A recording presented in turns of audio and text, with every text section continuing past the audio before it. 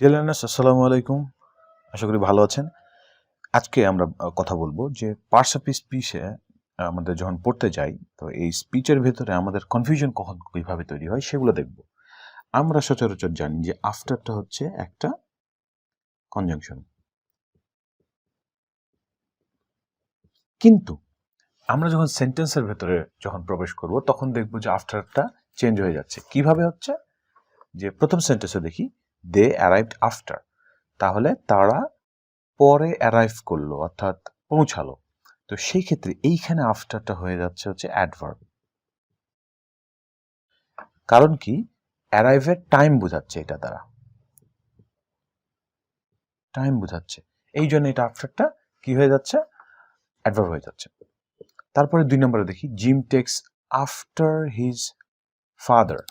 তো gym takes after, তো text আফটারের শব্দ হচ্ছে মানে অর্থাৎ এটার অর্থ হচ্ছে যে একই রকম যদি কেউ কারোর চেহারা দেখতে হয় তাহলে সেখানে আমরা টেক্স আফটার বলি। তো এই আফটারটা হচ্ছে প্রিপোজিশন। কেন প্রিপোজিশন হলো? প্রিপোজিশনের পরে আমরা জানি নাউন ফ্রেজ হয়,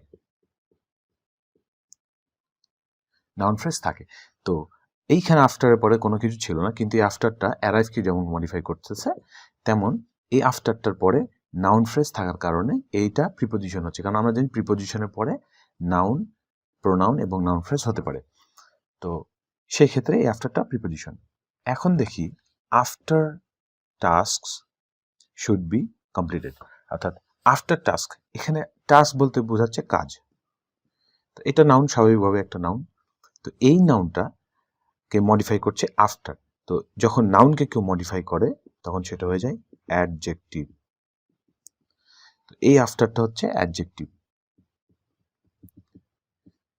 তো এখানে আমি লিখলাম। তাহলে আমরা বুঝতে পারছি যে যখন কোনো ওয়ার্ড ভার্বকে মডিফাই করে তখন সেটা হয় অ্যাডভার্ব।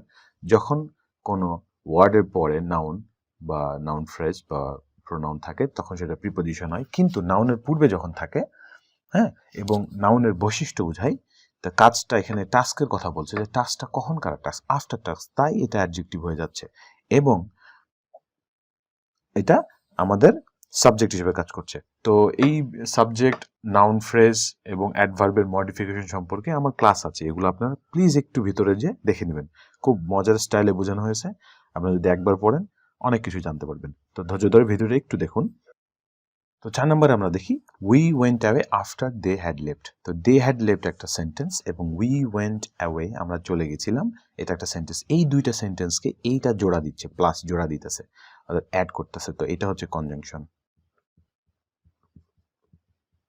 এইটাই আমরা সবসময় এই সেন্টেন্সটাই আমরা পড়াশোনা করে অভ্যস্ত, এই জন্য আমাদের এটাকে আমাদের আফটারটা আমরা কনজাংশন হিসেবে জানি। হ্যাঁ, ডেফিনেটলি। তবে একটা সেন্টেন্সের একটা ওয়ার্ড সেন্টেন্সের ভেতরে বসে কাজটা কি করে, তার ফাংশনটা কি, সেটার উপর ডিপেন্ড করে যে আসলে ওয়ার্ডটা কোন পার্টস অফ স্পিচ হবে। এরকম আরও মজার ভিডিও আপনাদের দেখাবো এবং এর আগে পার্ট 1 একটা দিয়েছি পার্টস অফ স্পিচের কনফিউশন নিয়ে, সেটাও দেখতে পারেন। তো সাথে থাকার জন্য অনেক ধন্যবাদ।